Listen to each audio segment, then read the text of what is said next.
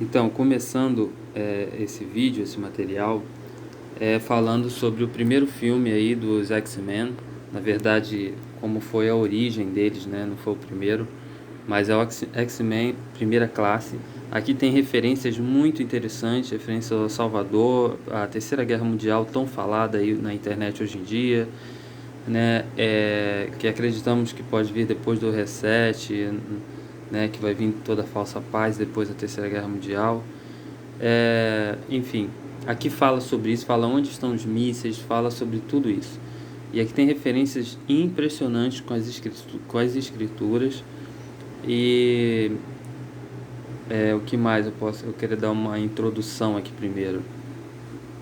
Os X-Men, na verdade, eles são era um grupo de cientistas que estava trazendo de volta a ideia dos evoluídos, que aqui a gente já vê quem foi o primeiro X-Men, que era aqui, ó, Charles Darwin, que veio para o Brasil observando os animais que tinham uma mutação, os animais aí que sobressaía com outros animais normais, enfim. Ele é um maçom aí.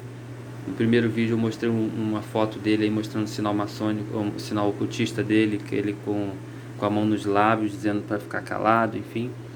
Enfim, ele é o X-Men. Houve muito tempo atrás um grupo de cientistas que se intitulava Os X-Men. O filme, a revistinha, Marvel, tudo isso, tirou isso de uma coisa muito antiga, de trazer os mutantes de volta. Ou seja, aqueles mutantes, aqueles seres híbridos pré-diluviano, antes do dilúvio que o Criador destruiu, né, os sátiros, os centauros, as mulheres sereia, etc, etc, tentando trazer de volta. E eles fizeram os filmes aí, começou tudo com as revistinhas e tudo, para a gente achar bom e querer também, os poderes são legais, enfim, negando a nossa essência natural, divina, do Criador que fez a gente. Aqui a gente já vê a primeira referência logo no começo, a gente já vê Charles Darwin aí, tem aí os outros aí, a mãe dele, mas vamos lá. E aí a outra cena aqui, abaixo aqui, é a cena que ele acorda. E eu queria dar uma pausa aqui interessante nessa cena aqui, que Hollywood sempre coloca essas duas torres, essa parte aí das duas velas, né, no caso. Em vários e vários filmes tem essa homenagem maçônica, as duas torres gêmeas, ao Stargate, as duas torres da loja maçônica lá, que tem no centro da loja maçônica, com um chão preto e branco, né, xadrez. E dentro da loja maçônica tem a cadeira de Salomão, e com as duas torres, né? Como posso dizer, duas colunas, isso aí. E aqui já tem a primeira referência aí, tem uma cabeça aí de um imperador, não sei qual é esse imperador, tá muito escuro, mas a primeira referência aí já a essa coisa maçônica. Aqui ele chega na cozinha dele, ele vê a mãe dele, que na verdade é a Raven, né? O pessoal já viu esse filme. E olha o chão maçônico aí, ó. Olha aí o chão maçônico. Primeira referência aí é o chão maçônico da dualidade, o preto e branco. Tem toda seu lado oculto aí. Vamos lá. E aí a parte interessante aqui, logo no começo, é quando a Raven, ela se mostra para o Xavier, e ele mostra uma aceitação de um sorriso no rosto, como tipo, nossa, que coisa mais linda do mundo, a coisa mais bonita, não devemos temer, devemos achar lindo. Olha o sorriso aberto da criança. Olha, meu Deus, isso é muito bom. Uma coisa assim, sabe? Dá pra gente aquela coisa de... Vamos botar assim, a Raven é basicamente um demônio, né? Tem uma aparência horrível. Aí não é humano, então você não deve ter medo disso. Deve achar lindo. Ele age super normal, tá tudo bem, tá uma criança normal. O Charles Xavier não é normal aí à toa.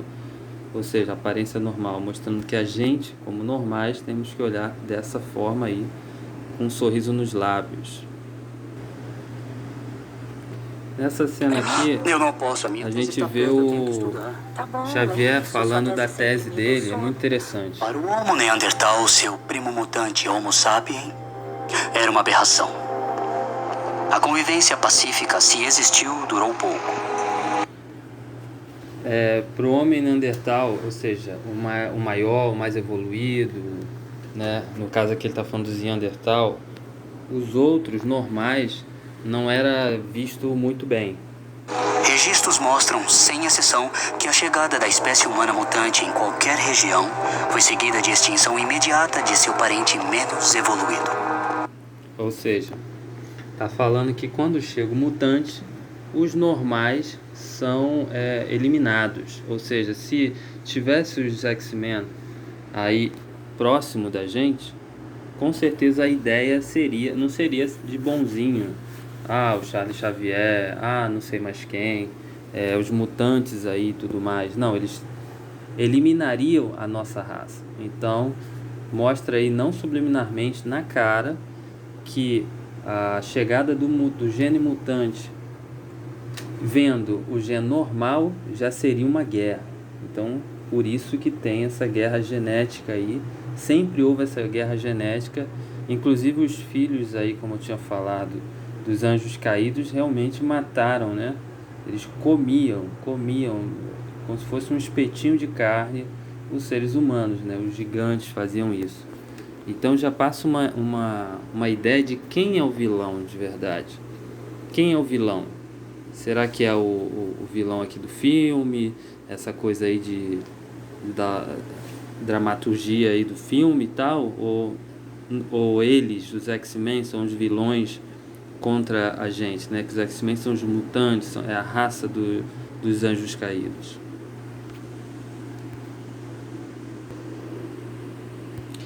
Nessa cena aqui a gente vê o Sebastian Shaw, que eu queria dar uma atenção especial sobre ele, né? Vou botar a cara dele aqui. Ela tá disfarçada, a gente aí. Magnífica. Ele aí. Não é, Bob? Mutação genética. Esse aí é o Sebastian Shaw, que é o vilão da história. Ele na verdade é um pouco estranho de se explicar, porque na verdade ele é vilão e também mostra que também não é o vilão da história. O vilão da história são os X-Men, mas, por exemplo, o nome dele é Sebastian Shaw. Ao contrário, o nome dele ficaria Wash Night Sabbath, que quer dizer Wash, que quer dizer o Sean, limpar em inglês, e Night Sabbath quer dizer demônios. Olha a simbologia do Sebastian Shaw. Limpar os demônios. Por isso que ele não é somente o vilão, ele também é o vilão, e depois eu vou mostrar por que ele não é o vilão exatamente. Ele é o vilão sim, de uma certa forma, e de uma outra forma ele é o cara, o salvador. Ele simboliza o salvador também. É um pouco complicado de explicar, mas é só com o decorrer do filme que a gente vai percebendo isso. E aqui ele fala como vilão, né, e tudo mais. Ele é meio ambíguo, ele aí. Então, de novo, o nome dele é Sebastian Shaw, que ao contrário seria Wash Night Sabbath. Pode-se pesquisar isso, wash de lavar, limpar, esbranquecer e tudo mais. E Night, N-A-I-T-S-A-B-E-S. Night Sabbath, ou Night Sabbath, não sei. Só sei que o significado é demônios. Será que foi escolhido à toa isso? Será que esse nome foi escolhido à toa? Eu acho que não. Então é lavar os demônios, limpar os demônios. Por isso que ele tem esse simbolismo que ele não é somente o vilão. E aqui ele fala da mutação, olha. A evolução do genoma humano. Onde está, Azazel?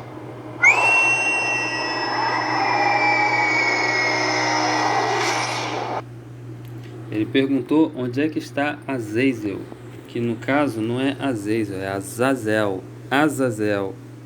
Azazel foi o demônio que desceu, desculpa, o anjo que desceu, que depois se tornou demônio. Ele que tem todo o problema aí junto com Samyaza. E aí esse mutante aí não foi feito à toa também. Esse mutante não foi feito à toa. Ele simboliza literalmente aí o anjo caído lá do Monte Hermon. Vamos continuar porque tem uma parte bem interessante aqui. Ah, não queremos que o coronel se atrase. Aqui ele dá a mão para o russo, ou seja, Azazel dando a mão para o russo. Tem uma mensagem já, outra mensagem oculta aqui, Azazel dando a mão para o russo. E olha o que ele fala. Camarada. Camarada. Ou seja, é o cumprimento bem russo, né? Bem, sou seu amigo. E o russo dá a mão para ele é camarada do russo. Azazel. Aí, ó, os dois de mãos dadas aí.